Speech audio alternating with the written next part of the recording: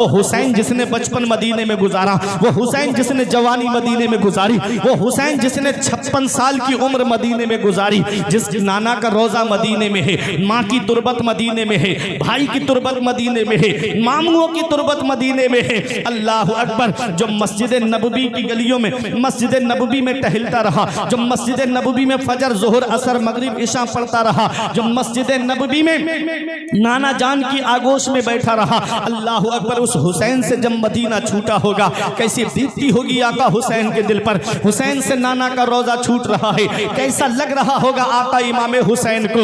हुसैन मदीने शरीफ से बाहर निकलते हैं। हजरत ज़ैनब ने कहा, भाई क्या देख रहे हो मुड़ मुड़ के मदीने की तरफ? तो मेरा इमाम जवाब देता है कि बहन ज़ैनब, जिसे दुनिया में कहीं चैन नहीं मिलता, जिसे दुनिया में कहीं सुकून नहीं मिलता, जिसे दुनिया में कहीं राहत नहीं मिलती, जिसे दुनिया में कहीं आराम नहीं मिलता, उसे चैन हमारे नाना के मदीने में मिलता है, उसे सुकून हमारे नाना के मदीने में मिलता है, उसे आराम हमारे नाना के मदीने में मिलता है। आज वही मदीना हुसैन से छूट रहा है, वो मदीना जो कौनैन का ताज है, जिसका दीदार मोमिन की मेराज है। जिंदगी में खुदा हर मुसलमान को वो मदीना दिखा दे तो क्या बात है।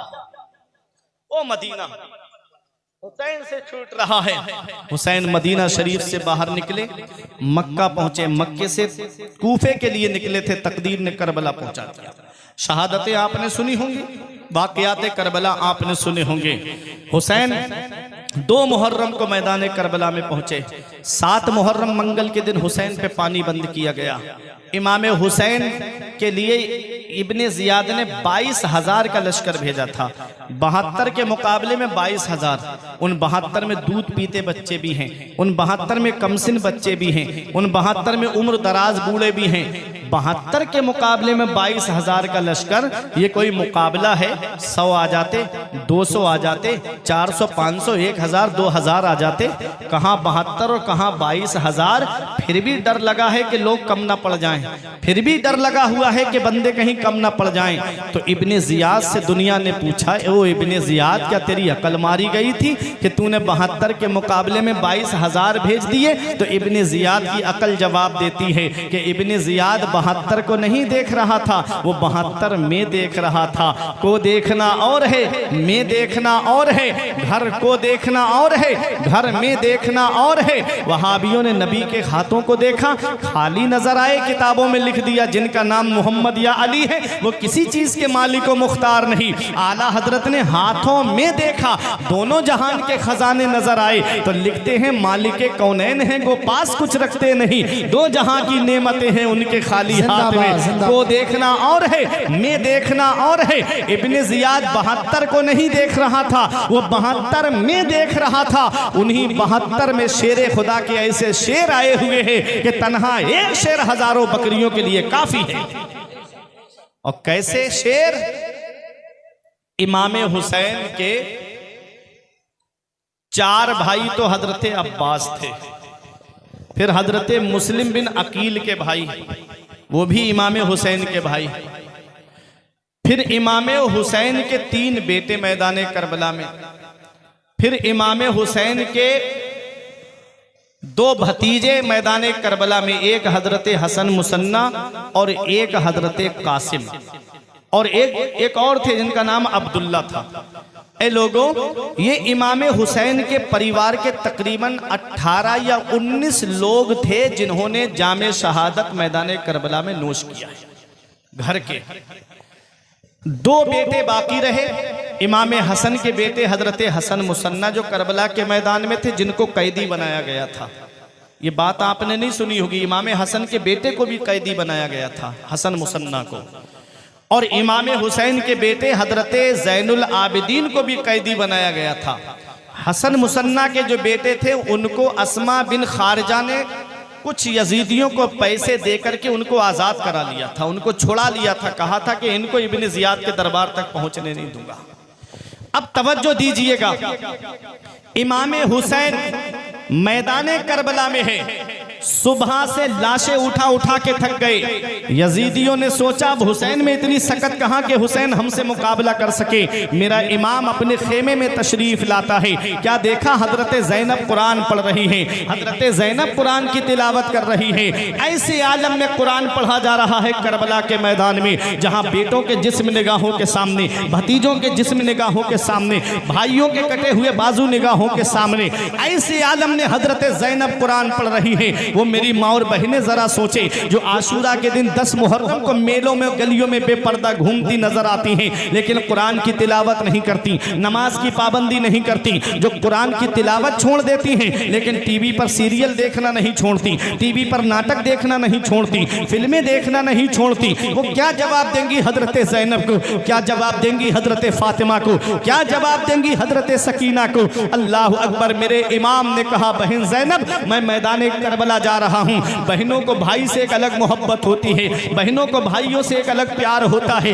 इतना वो बहन, और वो भी ऐसी बहन कि जिसने मदीने से लेके मक्के तक, मक्के से लेके करबला तक अपने भाई हुसैन का साथ नहीं छोड़ा, अपने बच्चों को भी लेकर के आई और मैदान करबला में अपने भाई के साथ में रही। हुसैन फरमाते, बहन ज़ैनब तूने मदीने से लेके मक्के तक, मक्के से लेके करबला तक अपने भाई हुसैन का साथ दिया है, हर मकाम पे साबिरा और शाकिरा रही है। आज तेरा भाई तुझे एक वसीयत करके जा रहा है, जब हुसैन के जिस्म पे तलवारें लगते देखे तो सब्र करना, जब हुसैन के जिस्म पे नेज़े लगते देखे तो सब्र करना। अपनी बीबी शहरबानों को सब्र की तलकीन फरमाते हैं, उम्मे रुबाब को सब्र की तलकीन फरमाते हैं, उम्मे लैला को सब्र की तलकीन फरमाते हैं। बेटियों को बाप से एक अलग मोहब्बत होती है, बेटियों को बाप से एक अलग प्यार होता है। बाप की तबीयत खराब हो जाए, एक फोन बेटे को करके देखना, अगर वो बाहर होगा तो आने में कहेगा आज ट्रेन नहीं मिलेगी कल आ जाऊंगा, आज टिकट नहीं मिला है कल आ जाऊंगा। और एक फोन बेटी को करके देखना, अपने बाप की तबीयत के बारे में सुनेगी, दौड़ी चली आएगी बाप की तबीयत को देखने के लिए। बेटियों को बाप से एक अलग प्यार होता है। अल्लाह अकबर। करबला के मैदान में मेरे इमाम ने जब अपनी बच्ची सकीना को सीने से लगा के फरमाया, बेटी मैं मैदान करबला जा रहा हूँ। आप अर्ज करती है, बाबा कासिम गए वापस नहीं आए, अली अकबर गए वापस नहीं आए, अली असगर गए वापस नहीं आए, चचा अब्बास गए वापस नहीं आए, बाबा हम आपके बाद किसके सहारे रहेंगे? मुझे नींद आती है तो आपके सीने पे सर रख के सोती हूँ, तब मुझे रात को नींद आती है। इमाम हुसैन फरमाते, बहन ज़ैनब हुसैन का इम्तिहान करबला में पूरा हो रहा है, यहाँ से तुम्हारा इम्तिहान शुरू हो रहा है। मेरी बच्ची सकीना को दीवारों से हाथ लगा के रोने मत देना। हुसैन सब्र की तलकीन फरमाते हैं। हुसैन मैदान करबला में तशरीफ ला रहे हैं। इमाम हुसैन के जवान बेटे इमाम ज़ैनुल आबिदीन कहते हैं, बाबा मेरे होते हुए आप मैदान करबला नहीं जा सकते। फरमाया, बेटा तुम्हारा वक्त अभी नहीं आया है, तुझसे मेरी नस्ल का सिलसिला चलेगा, तुझसे सैयदों का सिलसिला चलेगा, तुझसे आले रसूल का सिलसिला चलेगा। इमाम हुसैन फरमाते हैं, बेटा सब्र से काम लेना। मेरा इमाम मैदान करबला में खड़ा है, 56 साल कुछ महीने की उम्र है मेरे इमाम की। यजीदियों के सामने आखिरी खुतबा देते हैं इत्माम हुज्जत के लिए। फरमाया, इस वक्त पूरी रूए जमीन पर मेरे अलावा कोई नबी का नवासा दुनिया में मौजूद नहीं है। क्यों तुम हुसैन के खून के प्यासे हो? क्यों तुम नबी की आल के खून के प्यासे हो? शिम्र कहता है, हुसैन हुसैन यजीद की बैत करो या हमसे मुकाबला करो। फरमाया, आ तो तेरा जो सबसे बड़ा पहलवान हो उसे हुसैन के मुकाबले में भेज। चंद बहादुर आए, हुसैन ने जहन्नम में पहुंचा दिया। ये इमाम हुसैन की तलवार है जो करबला के मैदान में बिजली की तरह चमक रही है, सायका की तरह गरज रही है और गाजर मूली की तरह यजीदियों को काट रही है। अमर इब्ने साद घबरा के कहता है, अरे हुसैन की तलवार को रोको। शिम्र बोला, कैसे रोकूं? सनान बोला, कहां से रोकूं? खूली बोला, काहे को रोकूं? करबला में 12-13 जगह से आवाज आ रही थी, अरे हुसैन की तलवार को रोको। वो तलवार जो भूख से न रुके, वो तलवार जो प्यास से न रुके, वो तलवार जिसे ज़ैनब के आंसू न रोक सके, वो तलवार जिसे शहरबानों की मोहब्बत न रोक सकी, वो तलवार जिसे उम्मे लैला का प्यार न रोक सका। एक वक्त ऐसा आया, हुसैन की तलवार चलते चलते रुक जाती है। पानी की वजह से नहीं रुकी, ज़ैनब के आंसू देखकर नहीं रुकी, शहरबानों की मोहब्बत की वजह से नहीं रुकी। हुसैन की तलवार रुकी है तो 2 रकत नमाज के लिए रुकी है। हुसैन जाते जाते हमको एक सबक दे रहे हैं, हुसैन जाते जाते हमको एक दर्स दे रहे हैं, हुसैन जाते जाते हमको एक पैगाम दे रहे हैं। तुम खाना खा के नमाज नहीं पढ़ते, तुम पानी पी के नमाज नहीं पढ़ते, तुम शिकम सैर होके नमाज नहीं पढ़ते, तुम ऐशो आराम में रह के नमाज नहीं पढ़ते, तुम एसियों की हवाओं में नमाज नहीं पढ़ते, तुम पंखों और कूलरों की हवाओं में नमाज नहीं पढ़ते, तुम अपने घरों के अंदर सुकून में रह के नमाज नहीं पढ़ते। जिस हुसैन से मोहब्बत का दावा करता है, तलवारें चल रही हैं, हुसैन सजदा कर रहे हैं, तलवारें चल रही हैं, हुसैन सजदा कर रहे हैं, नेज़े चल रहे हैं, हुसैन सजदा कर रहे हैं। हुसैन का सर तन से जुदा होकर दिया जाता है। सजदे की हालत में हुसैन घोड़े पे थे, तब सर को तन से जुदा क्यों नहीं किया गया? घोड़े से आ रहे थे, तब सर को तन से जुदा क्यों नहीं किया गया? जब सजदे में आका हुसैन पहुंचे, तब सर को तन से जुदा किया जा रहा है। तो सुनो सजदे की हालत कैसी है, तो सुनो नबी फरमाते हैं, जब बंदा नमाज पढ़ता है और जब सजदे में होता है तो उसे अल्लाह का कुर्ब हासिल हो जाता है, वो अल्लाह का करीबी हो जाता है। सजदे में अल्लाह का कुर्ब क्यों मिलता है? नमाज तो कयाम भी है, नमाज तो रुकू भी है, नमाज तो कायदा उला भी है, नमाज तो कायदा अखीरा भी है, नमाज तो हालत तशाहुद भी है। सजदे में अल्लाह का कुर्ब क्यों मिलता है? तो सुनो, जब बंदा सजदा करता है तो वो नामे मोहम्मद की तस्वीर बन जाता है। जब बंदा सजदे की हालत में होता है तो वो नामे मोहम्मद की तस्वीर बन जाता है। आप कहोगे कोई दलील है, तो हाँ मैं आपको बताता हुआ चलूं। मैं कहूंगा कारी मुनाजिर साहब से, आप मेरे नबी का जाती नाम मुझे कागज पर लिख करके दीजिए। ये कागज पर मेरे नबी का जाती नाम लिखेंगे। पूछा कौन सा? मैंने कहा जाती नाम नबी का क्या है? आसमान में अहमद, जमीन पे मोहम्मद सल्लल्लाहु अलैहि वसल्लम। ये कागज और कलम लेंगे। इन्होंने गोल गोल किया। मैंने कहा ये क्या है? कहा ये नामे मोहम्मद की मीम है। मैंने कहा ठीक है। बाईं जानिब लाके मोड़ा दाहिनी जानिब को। मैंने कहा ये क्या है? कहा नामे मोहम्मद की हा है। फिर नीचे लाके गोल किया। मैंने कहा ये क्या है? कहा नामे मोहम्मद की दूसरी मीम है। मैंने कहा ठीक है। फिर बाईं जानिब लाके मोड़ा। मैंने कहा ये क्या है? कहा नामे मोहम्मद की दाल है। अब जरा कागज पर नामे मोहम्मद लिखा हुआ देखिए और मस्जिद में सजदा करने वाले के सजदे की हालत को देखिए।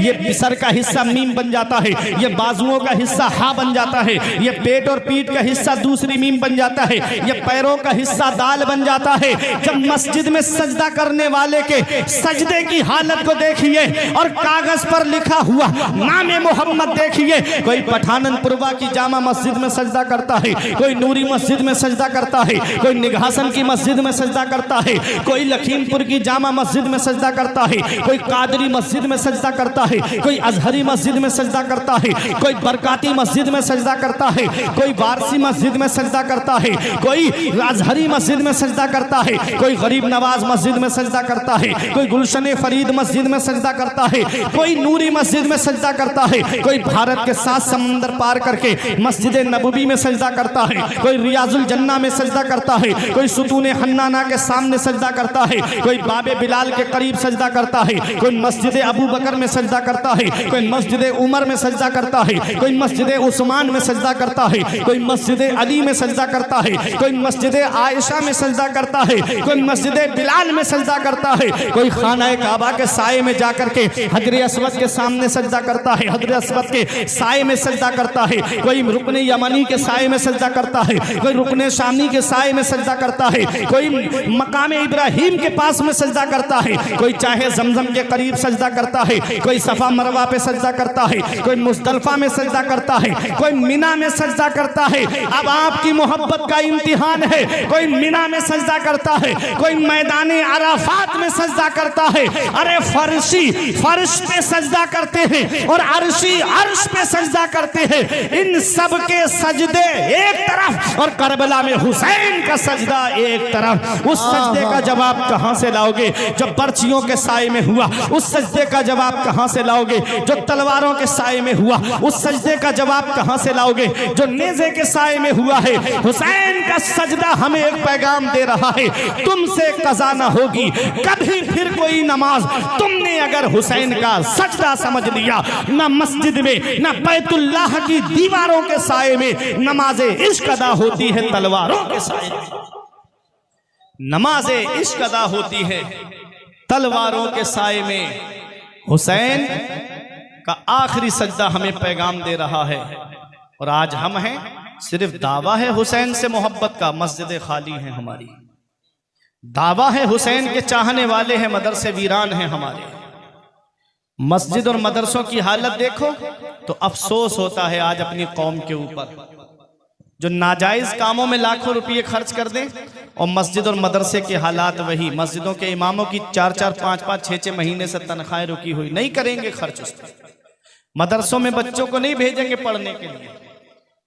न संभलोगे तो मिट जाओगे हिंदी मुसलमानों, तुम्हारी दास्तां तक भी न होगी दास्तानों में। हमें करनी है शहंशाह बतहा की रजा जोई, वो अपने हो गए तो रहमते परवरदिगार अपनी, तरीक़े मुस्तफ़ा को छोड़ना है वजह बर्बादी, इसी से कौम दुनिया में हुई बे इक़्तिदार अपनी। तुम जानते हो हुसैन की लड़ाई थी किससे? यजीद से थी हुसैन की लड़ाई। हुसैन की लड़ाई यजीद से नहीं थी, यजीद के किरदार से थी, यजीद के कैरेक्टर से थी, यजीद की आदत से थी। और यजीद की आदत क्या है? हाफिज इब्ने कसीर ने अल बिदाया वन निहाया में लिखा, इन्ना यजीद क़द इश्तहरा बिल मआज़िफ़ व शुर्बिल खम्र वल गिना, कि यजीद रागबाजों का रसिया था, यजीद ढोल ढमाकों का रसिया था, यजीद शराब पीता था, यजीद कभी कभी नमाजें छोड़ देता था, यजीद रागबाजों का रसिया था। अब जरा मुझे बताओ, मुसलमान होकर के, हुसैनी होने का दावा करके आज मुसलमान भाई हमारा शराब के ठेके पे खड़ा हो, तो बताओ क्या वो सच्चा हुसैनी है? आप बताओ क्या सच्चा हुसैनी है?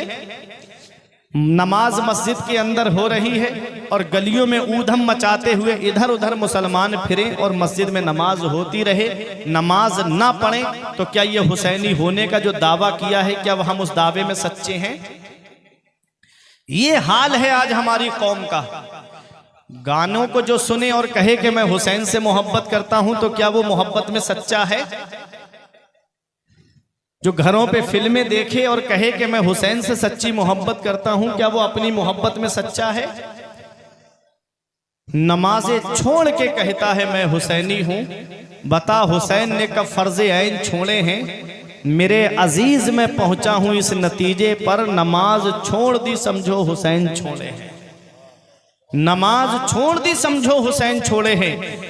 अब यजीद का किरदार है कि वो रागबाजों का रसिया है, ढोल धमाकों का रसिया है, यजीद शराब पीता है, यजीद बंदरों के सरों पे सोने की टोपियां रखता था, कोई बंदर मर जाता उसका गम मनाता था, उसके दरबार में रक्कासा का डांस होता था जिसे आज हम अपनी जुबान में डांस पार्टी कहते हैं। उसके दरबार में बाकायदा नाचने वाली रक्कासा आती थी, वो उनका नाच देखता था, शराब की बोतल करीब रहती थी, सुराही में शराब भरी रहती थी, जाम पे जाम पीता रहता और नाच देखता रहता। अब मुझे बताओ, अपने बच्चों की शादी के मौके पे हम घरों के दरवाजों पे ला करके डांस पार्टी नचवाएं, बैंड अपने बच्चों की शादियों में बजवाएं, तो बताओ क्या हम सच्चे हुसैनी हैं?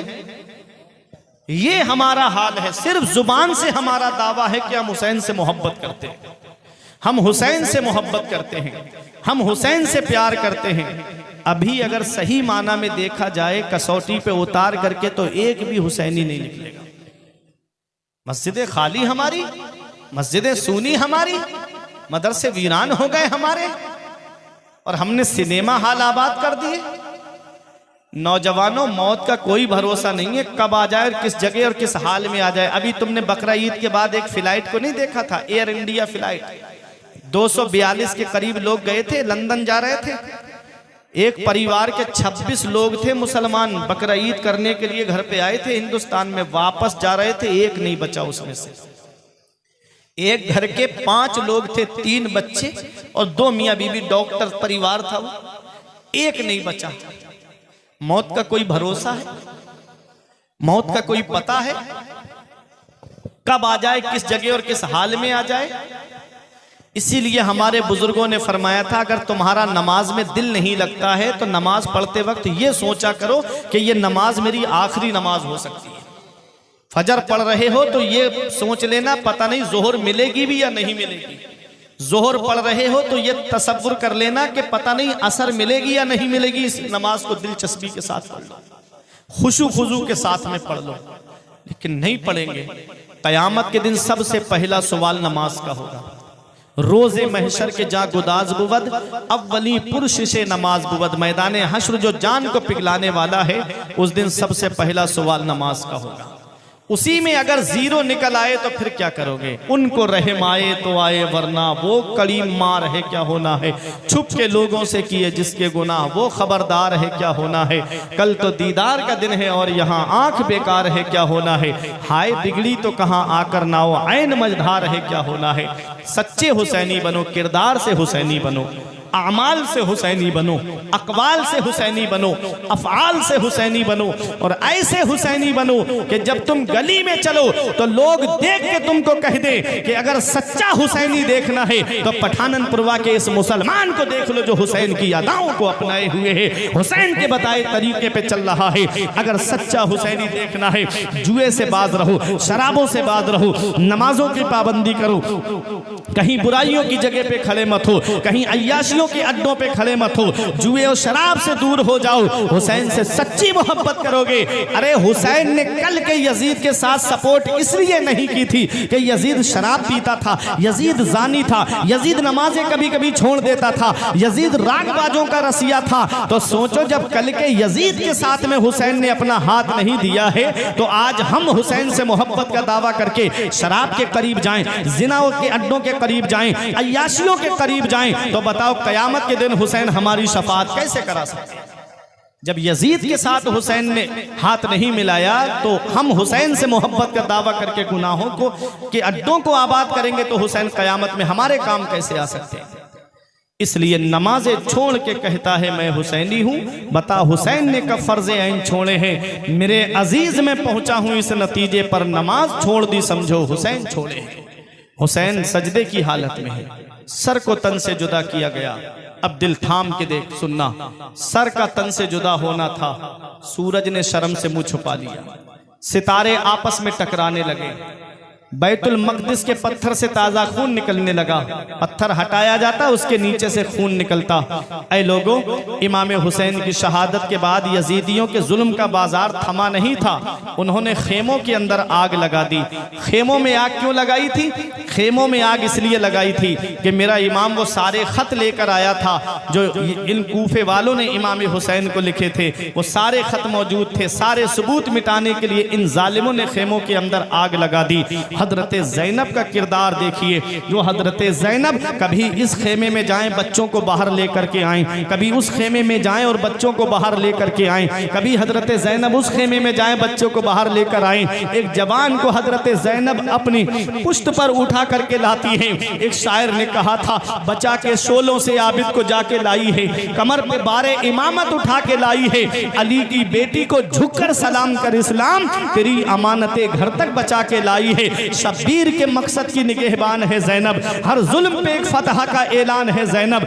बुझते हुए शोलों से कोई जाके ये कह दे, इस्लाम को बेदाग बचा ले गई ज़ैनब। ये हजरत ज़ैनब का किरदार है।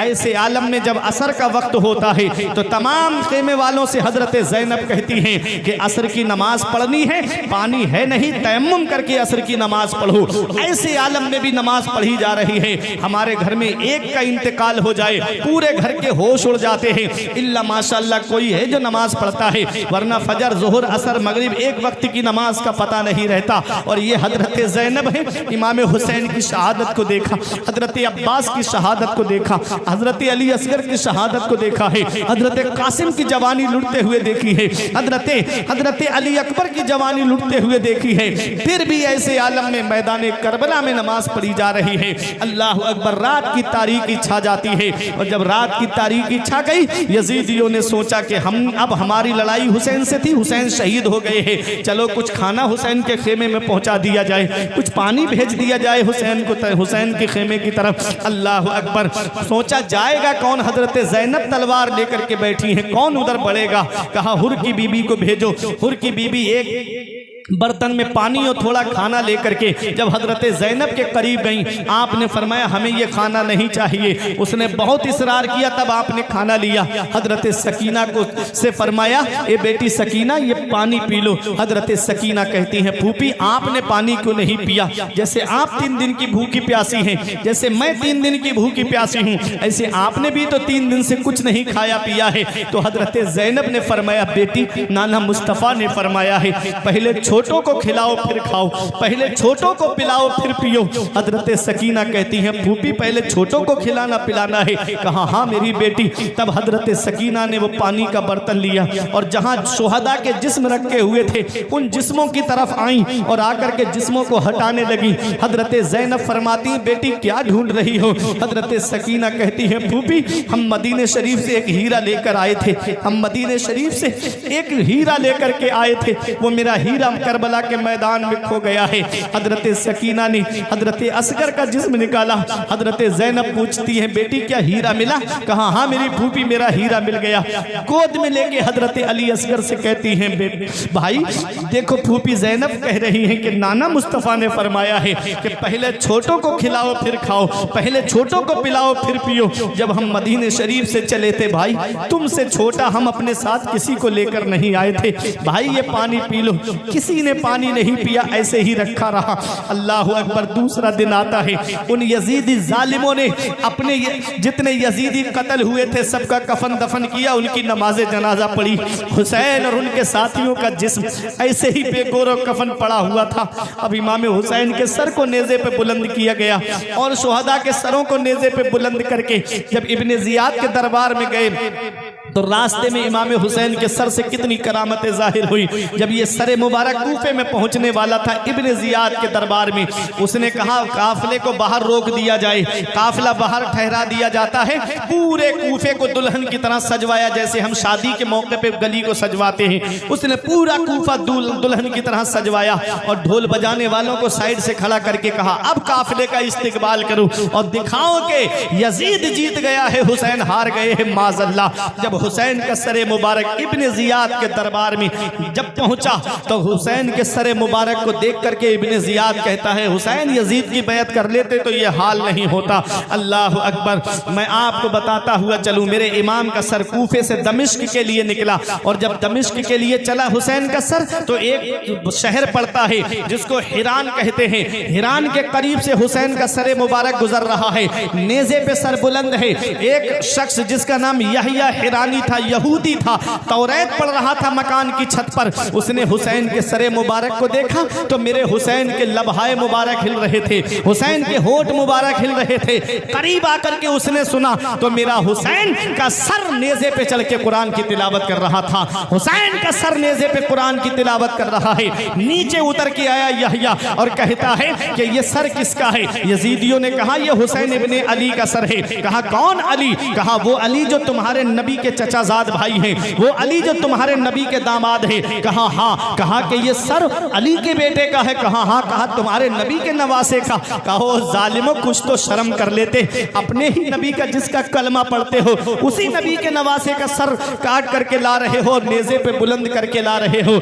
इमाम ज़ैनुल आबिदीन के पास यहया हिरानी आया, कुछ तोहफा ले नजराना लेकर के, कुछ दिरहमो दीनार लेकर के कहा ये मुझसे कबूल कर लो। फरमाया हमको नहीं चाहिए। उसने कहा ऐ इमाम हुसैन के बेटे तुम गवाह हो जाओ, मैंने तुम्हारे वालिद के सर की करामत को देख करके, नेज़े पे कुरान पढ़ना देख करके आज मैंने इस यहूदी मजहब छोड़ दिया है और आज मैं इस्लाम का कलमा पढ़ रहा हूँ। आज मैं तुम्हारे नाना का कलमा पढ़ रहा हूँ और मजहब इस्लाम में दाखिल हो रहा हूँ।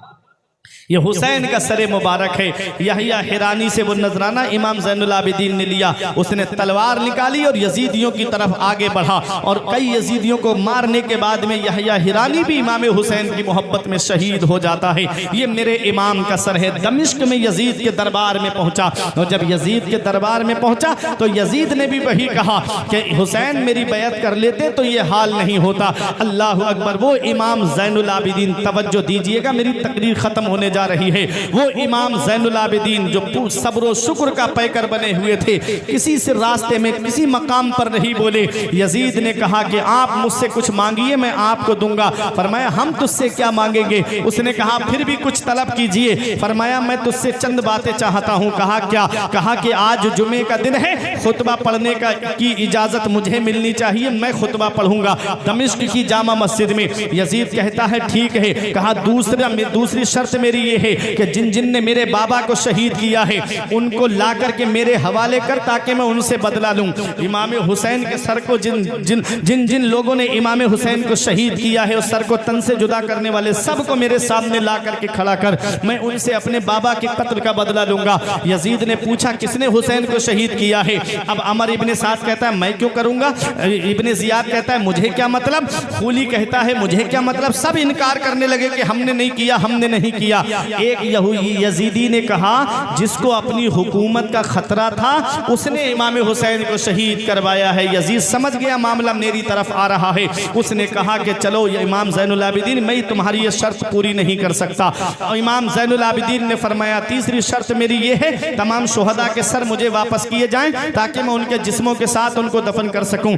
यजीद कहता है ठीक है। कहा चौथी शर्त मेरी ये है कि हमारे काफिले को हिफाजत के साथ मदीना पहुंचाया जाए, हम मदीना जाना चाहते हैं। जुमे का दिन था, हुसैन का लाडला मस्जिद में खड़ा है खुतबा देने के लिए। फसाहत तो इस बारगाह की बांधी है, बलागत तो इस बारगाह की लौंडी है। जब ये बोलते हैं तो फूल इनके लबों से झड़ते हैं। हुसैन का बेटा खड़ा होता है मिंबर पर और एक ऐसा खुतबा दिया कि मस्जिद में जितने लोग बैठे थे एक ऐसा नहीं जिसकी आंख से आंसू ना निकलता हो। यजीद घबरा गया, सोचा सब मेरे खिलाफ होते जा रहे हैं। उसने मुअज्जिन को डांट के कहा कि तू अजान क्यों नहीं देता खुतबे की। मुअज्जिन खुतबे की अजान देने के लिए खड़ा हुआ और जैसे ही अशहदु अन्ना मुहम्मदर रसूलुल्लाह पे पहुंचा, इमाम ज़ैनुल आबिदीन फरमाते तुझे इसी नाम का वास्ता है, थोड़ी सी देर के लिए खामोश हो जा। यजीद से इमाम हुसैन के बेटे ने कहा ओ यजीद बता अजान में तेरे नाना का नाम लिया जा रहा है या मेरे नाना का नाम लिया जा रहा है? यजीद कहता है तुम्हारे नाना का नाम लिया जा रहा है। इमाम ज़ैनुल आबिदीन फरमाते हैं उसी नाना के नवासे को तूने मैदान करबला में 3 दिन का भूखा प्यासा शहीद करवाया है। क्या जवाब देगा कयामत के दिन, क्या जवाब देगा? यजीद मुअज्जिन को डांट के कहता है अजान क्यों नहीं देता? ये मेरे आका इमाम हुसैन है और ये मेरे नबी की अजमत और शान है कि जब तक नमाज मुकम्मल नहीं होती है, जब तक नबी पर और आले नबी पर दुरूद नहीं पढ़ लिया जाता है, नमाजों में आले नबी का जिक्र है, नमाजों में नबी का जिक्र है, तो लोगों अल्लाहुम्मा सल्ली अला मुहम्मद व अला आले मुहम्मद जब तक नहीं पढ़ोगे आपकी नमाज मुकम्मल नहीं। तो हुसैन को तो दुनिया 5 वक्त याद कर रही है, हुसैन को तो 5 वक्त याद किया जा रहा है, आले मोहम्मद को तो 5 वक्त याद किया जा रहा है। हुसैन का जिक्र कोई नहीं मिटा सकता, हुसैन का जिक्र कोई खत्म नहीं कर सकता। हुसैन का जिक्र खत्म करने के लिए नमाजों को खत्म करना पड़ेगा और नमाजों को खत्म करना नामुमकिन है, इसलिए हुसैन का जिक्र भी खत्म करना नामुमकिन है। हुसैन का सर, इमाम हुसैन का सर, अल्लाह अकबर, है कहाँ? मुख्तलिफ रिवायतें मिली। किसी ने कहा इमाम हुसैन सर यजीद ने तमाम शहरों में फिरवाया था ताकि सब देखें कि मैंने हुसैन को शहीद करवा दिया है और मैं जीत गया हूं। तो हर शहर में सर घूमता रहा, तो जब ये अस्कलान में पहुंचा तो अस्कलान ही में हुसैन के सर को जो है दफन कर दिया गया। एक रिवायत। फिर स्वालिह तलाए का एक वजीर था, फातिमीन का वजीर था स्वालिह तलाए, जिसने भारी रकम देकर, भारी कीमत देकर के इमाम हुसैन के सर को वहां से उनसे ले लिया, खरीद लिया और पैदल चल के गया था इमाम हुसैन का सर मुबारक लेने के लिए। और उसने ला कर के मिस्र में जो जामिया अजहर यूनिवर्सिटी है काहिरा में, उसके बराबर में एक जगह है मशहद हुसैनी के नाम से, जो खाना अल खलीली के बराबर में है, वहां लाकर के हुसैन के सरे मुबारक को अंबूस की कुर्सी पे रखा। और इमाम हुसैन का सरे मुबारक, बाज लोगों ने कहा कि मिस्र के अंदर काहिरा जामिया अजहर यूनिवर्सिटी के बराबर में एक मशहद हुसैनी है जो खाना अल खलीली के बराबर में है, वहां पर इमाम हुसैन का सर आज भी मौजूद है। उसके लिए दलील हजरत अल्लामा अब्दुल वहाब शारानी अलैहिर्रहमा और शेख शहाबुद्दीन जुल्बी हनफी कहते हैं कि हम हुसैन के सर की जियारत के लिए गए, तो अब अल्लामा अब्दुल वहाब शारानी अलैहिर्रहमा को ये शक था कि हुसैन का सर मुबारक है कहाँ। वो कहते हैं मुझ पे नींद तारी हुई तो मैंने क्या देखा कि एक नकीब आया और वो सीधा इमाम हुसैन का सर मुबारक जहाँ मशहद हुसैनी में है वहाँ से सीधा गया गुम्बद खजरा की तरफ, और नबी के रोज़े पे पहुँच करके उसने कहा, या रसूल अल्लाह, अब्दुल वहाब शारानी और शेख शहाबुद्दीन जुलबी हनफी आपके नवासे के सर की ज़ियारत के लिए आए हैं। आका ने उनके लिए दुआ फरमाई, मौला उनकी ज़ियारत को कबूल फरमा और उनको बख्श दे। अल्लामा अब्दुल वहाब शारानी कहते हैं उस दिन से मैंने मरते वक्त तक सर मुबारक की ज़ियारत को कभी तर्क नहीं किया। तो बाज़ लोगों ने कहा कि इमाम हुसैन का सर मुबारक मिस्र में है, बाज़ लोगों ने यह कहा कि इमाम हुसैन के सर को उनके जिस्म के साथ करबला में दफन कर दिया गया। बाज़ लोगों ने यह कहा है कि इमाम हुसैन का सर मुबारक मदीना शरीफ इमाम ज़ैनुल आबिदीन लेकर आए और हज़रत फ़ातिमा के पहलू में इमाम हसन के बगल में इमाम हुसैन के सर मुबारक को दफन किया गया। ये रिवायतें मिली। इमाम हुसैन का सर मुबारक जब यजीद के दरबार में था तो रात में यजीद ने अपने मेन रूम में हुसैन का सर मुबारक रखवाया। रात में यजीद की बीबी उठी तो वो देख के हैरत में पड़ गई कि इमाम हुसैन के सर से नूर निकल रहा है और वो आसमान की तरफ जा रहा है। मोहब्बत से बोलो सुभान अल्लाह। नूर निकल रहा है और आसमान की तरफ जा रहा है। यजीद की बीबी डर गई, चीख मारी। यजीद उसकी आवाज सुनकर के उठ के बैठ गया। बोला क्या बात? कहा कि तुम देख नहीं रहे हो इमाम हुसैन के सर से कैसा नूर निकल रहा है? तो यजीद कहता है खामोश रहो, ये मैं भी देख रहा हूं। सुबह हुई, यजीद ने अपने सिपाहियों को बुलाया और बुलाने के बाद कहा कि ये सर शहर से बाहर ले जाओ, एक खेमा बनाओ। सब्ज रेशमी खेमा बनाया गया और हुसैन के सर मुबारक को उसके अंदर रख दिया गया शहर के बाहर। एक अल्लाह के बहुत बड़े नेक बंदे गुजरे हैं जिनका नाम है हजरत सुलेमान आमश। वो कहते हैं कि मैं काबे का तवाफ कर रहा था तो मैंने एक आदमी को काबे का गिलाफ पकड़ के रोते हुए देखा। वो रो करके कह रहा था, ए अल्लाह तू मुझे बख्श दे, मैं जानता हूं तू मुझे बख्शेगा नहीं। ए अल्लाह तू मुझे माफ कर दे, मैं जानता हूं तू मुझे माफ नहीं करेगा। हजरत सुलेमान आमश कहते हैं मैं सोच में पड़ गया कि काबे पे जब पहली नजर पड़ती है तो अल्लाह ताला उसके गुनाहों को माफ कर देता है। जब हरम शरीफ में बंदा नमाज पढ़ता है तो एक रकत का सवाब 1,00,000 रकत के बराबर मिलता है। एक नेकी का सवाब 1,00,000 नेकियों के बराबर मिलता है। गुनाह मिटा दिए जाते हैं। ये कितना बड़ा गुनाहगार है, इसके अल्लाह गुनाहों को नहीं बख्शेगा। जब आप तवाफ से फारिग हुए तो उससे कहा, भाई तेरा ऐसा कौन सा गुनाह है कि अल्लाह तेरे गुनाह को नहीं बख्शेगा? उसने कहा कि मेरा गुनाह बहुत बड़ा है। कहा बताओ क्या गुनाह है? कहा पहले तुम अपना नाम बताओ। कहा मेरा नाम सुलेमान आमश है। कहा मैं तुम ही को तलाश कर रहा था, हरम शरीफ के बाहर चलो मैं बताता हूँ। हरम शरीफ के बाहर गए, बता क्या गुनाह है तेरा, अब तवज्जो देना। उसने कहा ए सुलेमान आमश, मैं उन 70 लोगों में से हूँ जो इमाम हुसैन के सर की रखवाली कर रहे थे। मैं उन 70 लोगों में से हूँ जो इमाम हुसैन की शहादत में शरीक थे और फिर यजीद के दरबार से सर ला करके शहर के बाहर रखा था और उस सर की हिफाजत कर रहे थे। उसने कहा सुलेमान आमश सुनो, मैं जब सर की रखवाली कर रहा था मेरे सारे साथी सो गए, मैं भी सो गया, लेकिन मैं बेदार हो गया, मैं जाग गया। मैंने क्या देखा? आसमान से एक बादल का टुकड़ा आया, उसमें से परों जैसी आवाजें आ रही थी। जमीन से आकर के मिल गया, उसमें से एक नकीब निकला, उसने कालीनें बिछाई, उसने कुर्सियां लगाई और लगाने के बाद खड़ा हो गया। आवाज देता है इंजिल या हजरत आदम।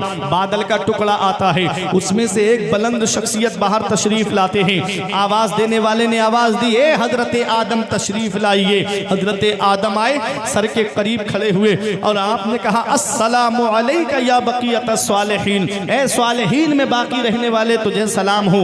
इश्ता तरीदन व कतलता अतशा, और तुमको प्यासा शहीद किया गया है। अल्लाह ताला तुमको को बख्शे, तुम्हारे कातिलों को ना बख्शे, तुम्हारे कातिलों के लिए जहन्नम में वैल हो। ये कहा और अपनी कुर्सी पे जाकर के बैठ गए। फिर आवाज देने वाला आवाज देता है, इंजिल या हजरत इब्राहिम, ये हजरत इब्राहिम तशरीफ लाइए। बादल का टुकड़ा करीब हुआ, उसमें से एक शख्सियत बाहर तशरीफ लाए और सरे मुबारक के करीब खड़े होकर कहा, अस्सलामु अलैका या अब्दुल्लाह, अस्सलामु अलैका या बक़ियत स्वालिहीन। ए अल्लाह के बंदे तुझे सलाम हो, ए स्वालिहीन में बाकी रहने वाले तुझे सलाम हो।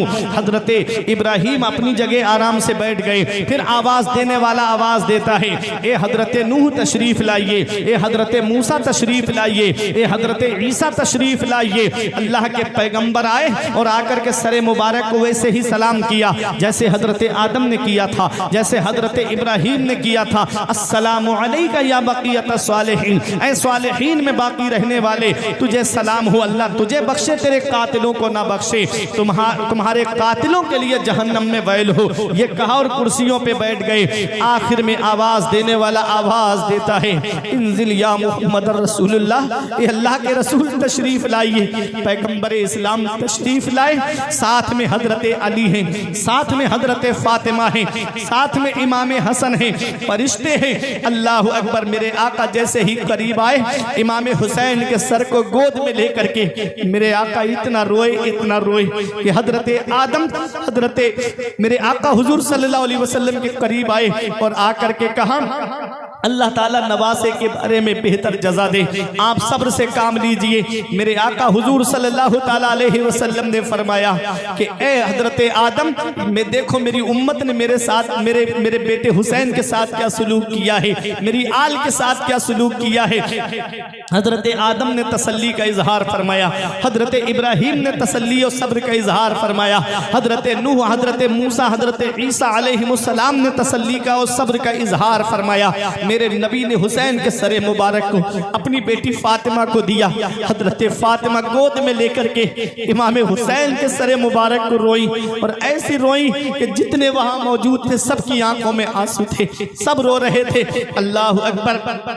एक फरिश्ते ने आके कहा, ए अल्लाह के रसूल, ए अबुल कासिम, हमने आपको देखा है, आप हमें इजाजत दे दो, हम आसमान को आपकी उम्मत पे गिरा देते हैं। मेरे आका ने फरमाया नहीं। एक फरिश्ते ने कहा, आका मुझे इजाजत दे दो, मैं इतनी बारिश कर दूं ये जितने यजीदी हैं सब डूब के मर जाएं। फरमाया नहीं। अल्लाह अकबर। हजरत इमाम हसन ने कहा, नाना जान, ये लोग जो मेरे भाई के सर की रखवाली कर रहे हैं, जो 70 लोग थे, कहा इन लोगों ने मेरे भाई को शहीद किया है। इमाम हुसैन के सर मुबारक की जो रखवाली 70 लोग कर रहे थे, इमाम हसन ने कहा इन्हीं लोगों ने मेरे भाई को शहीद किया है। मेरे आका ने फरमाया, फरिश्तों इसमें से एक नहीं बचना चाहिए। फरिश्तों ने, वो कहता है कि मैंने क्या देखा कि पलक झपकने से पहले मेरे 69 साथी जो है वो कत्ल किए जा चुके हैं, और जब मेरी तरफ फरिश्ता बढ़ा, मैंने कहा ये हजरत अबुल कासिम, या रसूल अल्लाह मुझ पे रहम कीजिए, आका मुझे माफ कर दीजिए, मैं आपका कलमा पढ़ने वाला हूँ। मेरे आका मेरे करीब आए और मेरे आका ने मेरे कांधे को पकड़ा और मुझको जमीन पे घसीट के कहा था, जा अल्लाह तुझे कभी नहीं बख्शेगा, जा अल्लाह तुझे कभी माफ नहीं करेगा, अल्लाह ताला तुझ पे कभी रहम नहीं फरमाएगा, तेरे जिस्म को जहन्नम की आग जलाए। अल्लाह अकबर। पैगंबर इस्लाम ने उससे ये फरमाया, वो कहता है कि ऐ सुलेमान आमश, मैं उन 70 लोगों में से हूँ जिन्होंने इमाम हुसैन को शहीद किया था और हुसैन के सर की रखवाली कर रहे थे। अल्लाह अकबर। इमाम हुसैन की शहादत से कई 100 साल पहले एक गिरजा घर पे ये शेर लिखा हुआ था, अतरजू उम्मतुन कतलत हुसैना शफाअता जद्दही यौमल हिसाब। वो उम्मत कैसे, जिन लोगों ने हुसैन को कत्ल किया है, वो कयामत के दिन हुसैन के नाना की शफाअत की उम्मीद कैसे रख सकते हैं। इमाम हुसैन को शहीद करने वालों की शफाअत कैसे हो सकती है। 22,000 यजीदी आए थे करबला के मैदान में इमाम हुसैन को शहीद करने के लिए। मेरे आका हुजूर सल्लल्लाहु अलैहि वसल्लम पर वही आई, मेरे रब ने इरशाद फरमाया, मैंने हजरत जकरिया के बेटे यहया की शहादत के बदले में 70,000 को मारा था।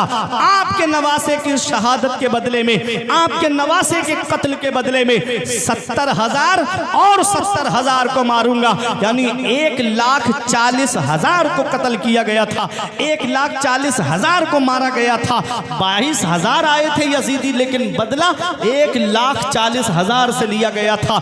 जो राजी थे हुसैन की शहादत से, उनको भी नहीं छोड़ा गया। और एक ऐसी बीमारी आई थी कूफे के अंदर, चेचक की बीमारी, जिसमें कई हजार लोग जो है वो दुनिया से चले गए और न जाने कितने बच्चे अंधे पैदा हुए थे कूफे के अंदर। ऐ लोगों, कातिल ने किस सफाई से पोंछी है आस्तीन, वो जानता नहीं कि लहू बोलता भी है। यजीदियों ने क्या सोचा कि हमने हुसैन को शहीद कर दिया तो अब हुसैन का नाम मिट गया, अब कोई हुसैन को याद करने वाला नहीं होगा, अब कोई हुसैन को पुकारने वाला नहीं होगा। उन्हें क्या पता, फानूस बन के जिसकी हिफाजत हवा करे, वो शम्मा क्या बुझे जिसे रोशन खुदा करे। नूर हक इस्लाम है, उसको बुझा सकता है कौन, जिसका हामी हो खुदा उसको मिटा सकता है कौन।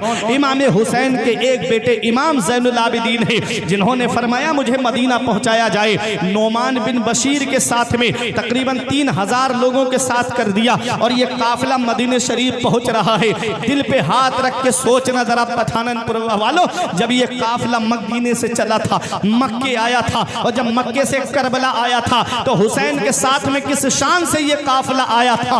और आज जब ये काफिला मदीने में पहुंच रहा है तो सोचो कैसे किस हाल में ये काफिला पहुंच रहा है।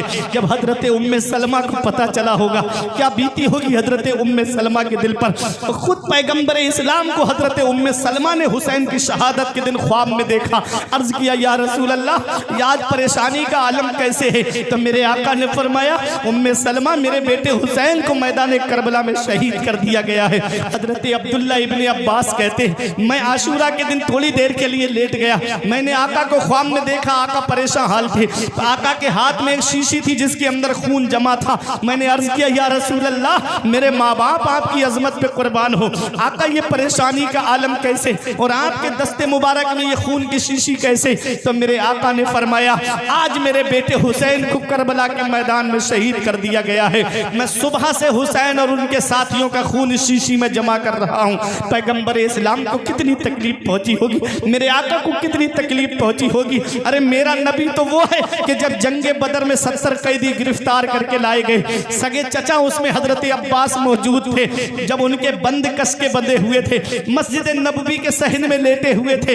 रात में आका ने उनके करहने की आवाज सुनी, आका बाहर तशरीफ लाए, फरमाया, मेरे सहाबा इनके बंद खोल दो, इनके करहाने से मुझे तकलीफ पहुंच रही है, इनके रोने से मुझे तकलीफ पहुंच रही है। तो जरा दिल पे हाथ रख के सोचो, जब काफिरों के रोने से आका को तकलीफ पहुंचे, जब हुसैन को शहीद किया गया होगा तो मेरे नबी को कितनी तकलीफ पहुंची होगी। जब इमाम हुसैन के गर्दन पे खंजर चला होगा तो मेरे नबी के दिल पे क्या बीती होगी। पैगंबर इस्लाम को कितनी तकलीफ पहुंची होगी।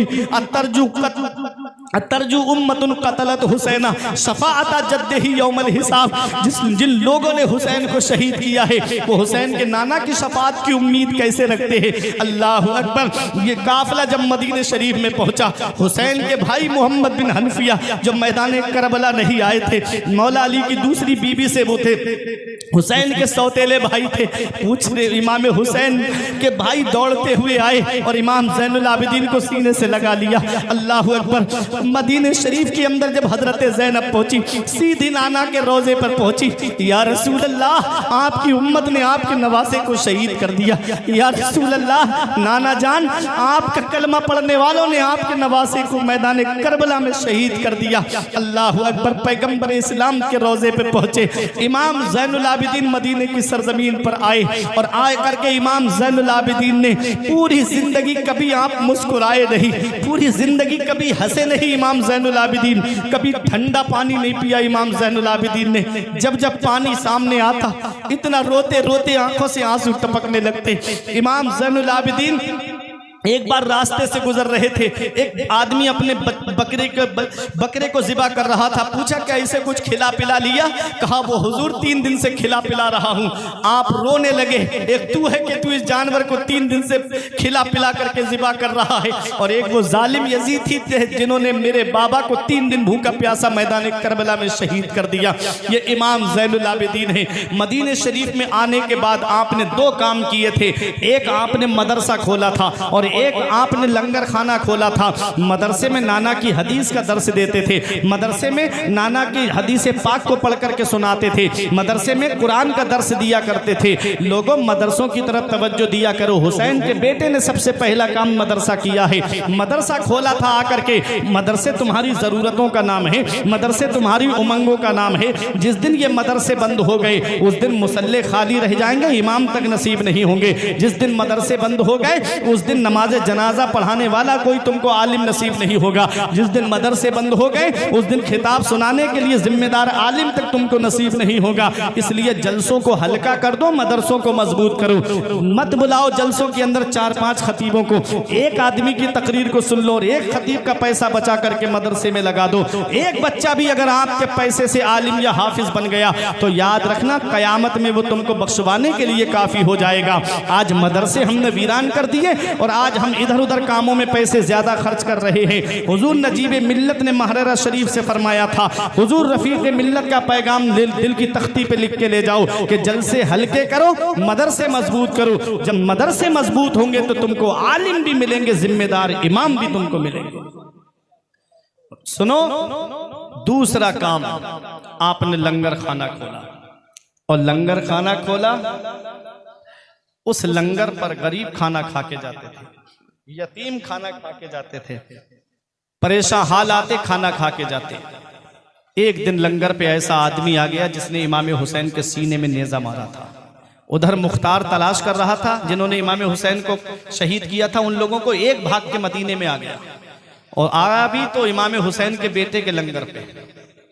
आज हमारे बाप का कातिल हमारे सामने आ जाए, हम उसे जिंदा छोड़ेंगे? पता चल जाए कि इसने मेरे बाप को कत्ल किया है, क्या हम छोड़ेंगे? अरे बाप क्या, खानदान में अगर किसी को कत्ल कर दिया जाए और वो नज़र के सामने आ जाए तो फौरन जख्म ताज़ा हो जाता है कि इसने मेरे फला परिवार के आदमी को कत्ल किया है। मगर वह मेरे हुसैन के बेटे, तेरी अजमतों को सलाम। इमाम ज़ैनुल आबिदीन के लंगर पर जब वो शख्स आया तो आपने गुलाम से फरमाया इसे ठंडा पानी पिलाओ, इसे ताज़ा खाना खिलाओ।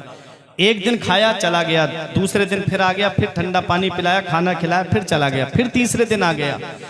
उसने सोचा मुझे पहचाना नहीं, इमाम ज़ैनुल आबिदीन ने मुझे पहचाना नहीं।